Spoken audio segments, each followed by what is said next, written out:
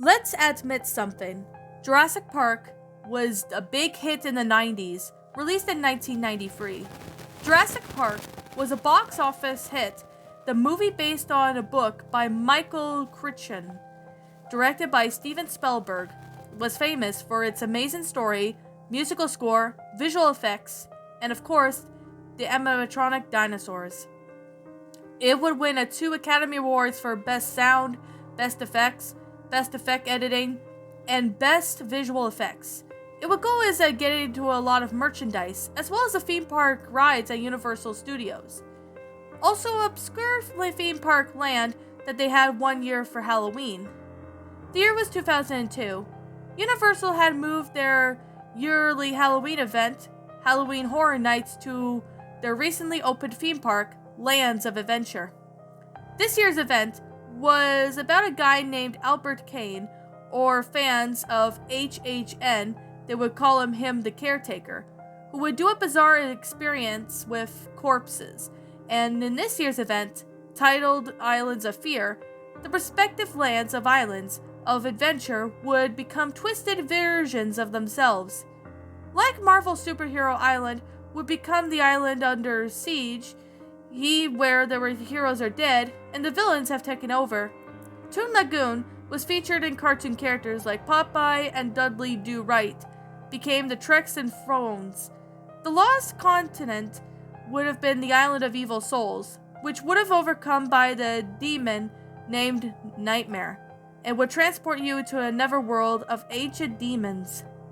Booville in Seuss Landing, which featured Dr. Seuss characters, was where the Who's are locked behind doors where the Grinch was out. But one that stood out to me the most that year was Jurassic Park area. For Halloween Horror Nights, it was called JP Extinction. It was where the power went out at Jurassic Park and the velociraptors stalked the victims, ready to feast on them. It would feature a half-human, half-dinosaur hybrids, and a haunted house from that year would be called Project Evaluation, is where a character named Dr. Burton was doing experiments causing the human-dinosaur hybrids. But I'm not going to talk about the maze, but rather a book I found in the gift shop.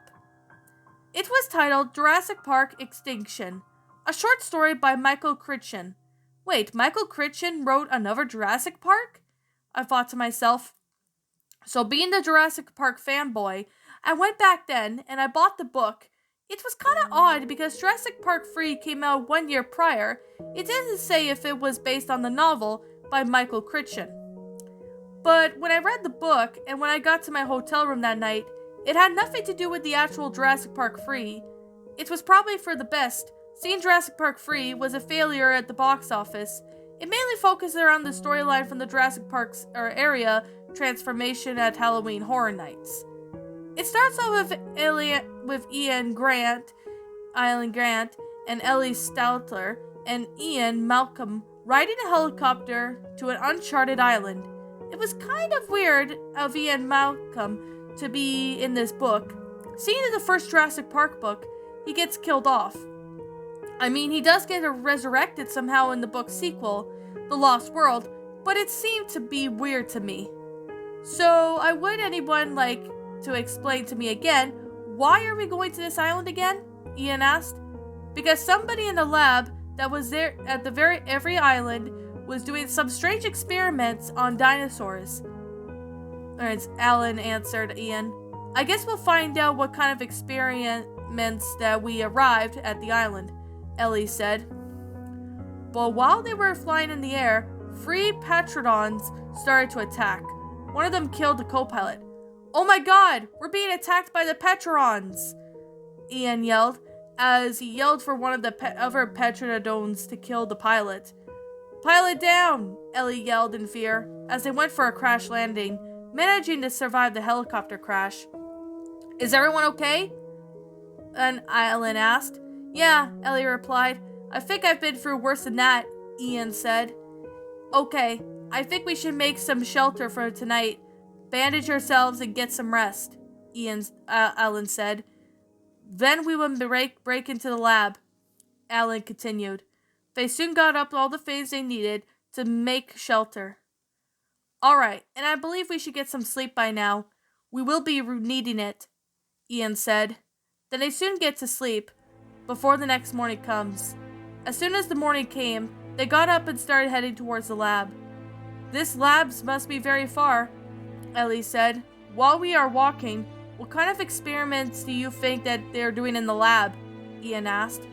I honestly have no clue, Alan replied, almost being run over by a herd of Guilliman Menace. But they are been found around guards with guns. Don't move! One of the guards yelled. One of the guards then took them to the lab. Dr. Burton? One of the guards asked. What is it? Dr. Burton asked. We found these people trespassing on the island, the guard replied. It's a good thing I want them to talk to them, Dr. Burton said. So you probably heard I was doing experiments. Well, you're probably wondering what kind of experiments I'm doing, Dr. Burton said. Well, because I have many of my guards to be a volunteer, Dr. Burton continued. The two guards then beat down one of them and threw that guard into a chamber. The guard in the chamber begs for his life, and he beats on the door, begging to be let out. I've been working on this experiment for a little while now, Dr. Burton said, as he pushed a button. But of course, then there was a smoke from the chamber that the guard was in. The guard goes through transformation, and then he turns into a human-dinosaur hybrid. What a beauty, isn't it? Dr. Burton said. But before Dr. Burton could say anything else, the power went out. Alan grabbed a flashlight out of his pocket and found Dr. Burton dead on the ground. How could this have happened? Ellie asked. But after she said that question, the hybrid jumped out at them. Run! Alan yelled. They ran through a room and saw with an open door. The human-dino hybrids running out of the room. There's more of them? Ellie asked in a panic of tone of voice. She then was experimenting with this little while then, Ian replied. Did they see the guards get attacked and killed by the human dino hybrids? Get out of here, a guard yelled. There's a helicopter on the roof. Get to it. Another guard yelled before being killed by the dinosaur hybrid. They ran until they got onto the roof. They leave the lab exploding. How did it explode? Ian asked. I think one of the guards might have used explosives to kill the human dinosaur hybrids, Alan replied. But it just ends with them flying home to the helicopter. To be honest, I highly doubt that this would have worked if it was a real Jurassic Park movie. Not to mention by the fact that Jurassic Park wasn't really a good place around the time for The Lost World and Jurassic Park 3 to be doing terrible at the box office. Years later, I would come across a website called Weird Experiences with Media. I posted my story with Jurassic Park Extinction, but found some interesting things too. When I was looking there, I found a story about a Marvel fan who went to that same Halloween Horror Nights event I did. He got a comic called Marvel Comics The Last Hero and the Marvel Selections gift shop. Apparently, the story of the comic follows Marvel's selection of the story during the event where the heroes are dead and the villains have won. It wasn't just HHN thing I found. I read a story about someone getting a game that parodies Resident Evil, but with the characters from with Mario and Sonic. One thing about him finding the lost Tim Burton movies that serve prequels to the film like The Nightmare Before Christmas and Corpse Bride, even a short film about a popular theory of connections to the stop-motion movies. I found this one to be not really a talk about weird media, but rather something else interesting. Apparently his best friend's dad had built a machine that could take him to different movies from a different decades. Later after the invention would be reused by his son, only to trap him, as well as a year later, into a person's life, which would be trapped by his dad's friend's son. Back to the media talk. There was also a person who wrote about him playing a game that parodies the comedy game Silent Hill, but uses Mario and Sonic characters. There were some weird things, Boto concluded, with my experience with Jurassic Park Extinction. It probably won't be canon, but I still will be a Jurassic Park fan. And that, my little pretties, was Jurassic Park Extinction. A Jurassic Park lost, I guess you could say a lost book creepypasta written by Mario and Sonic fan. My final thoughts on this story? I'm gonna actually be fair. This is actually the first Jurassic Park creepypasta I've ever came across. I mean, I believe there might have been one at one point on YouTube. I'm not sure because yeah, I mean, I don't think I've never, to be fair, I've never ever came across a Jurassic Park creepypasta. This one I'm definitely gonna say is definitely one story that I really do find it to be enjoyable in a sense. I mean, I do like how the concept of the story went out as well as, what the story is about. I really do find the plot of it to be, flat out amazing and fantastic, at least for what it is. I mean, I do find the story to have like a good it's a good connection to it. Like, I mean, it being a lost book. I mean, it's not like a lost movie or anything like that. But I mean, it's still a lost book that basically is what it would have been or something like that. But with all honesty, I do find this story to be, has a really enjoyable, good concept with the story. Now, I'm gonna sit here and say this when I say this now. Now, this story is normally something I have never actually came across before. But, I mean, I've actually heard of a few, Jurassic Park creepypastas. Like, I mean, maybe there was some rumors about it, but honestly, I've never came across a Jurassic Park, creepypasta, and this is probably one of the first ones I've ever, came across. I mean, I haven't seen Jurassic Park in a long time, actually. I think the last time I came across a Jurassic Park movie, which, I mean, I haven't watched all the original movies in like a long time, but I did remember watching them as a kid. I mean, the dinosaurs are scary at that, but the graphics of it was flat out fantastic. Not gonna lie, I'm not gonna lie right now. They were obviously fantastic. I do like how, well and made that the story was put. I mean, the set structure was pretty good as well as the grammar and all that. And I mean, well, I could say I haven't watched Jurassic Park in a long time. I think I'm gonna have to rewatch a Jurassic Park movie, even though I haven't really watched it in years. I still really find it to be a really good it's a really good story. Like I said, I still find it to be really good. It's a pretty good creepypasta. I mean, Mario and Sonic fan, this story was honestly fantastic. It's pretty good for what it is. You did a pretty good job with the whole story. I do like this concept quite a lot.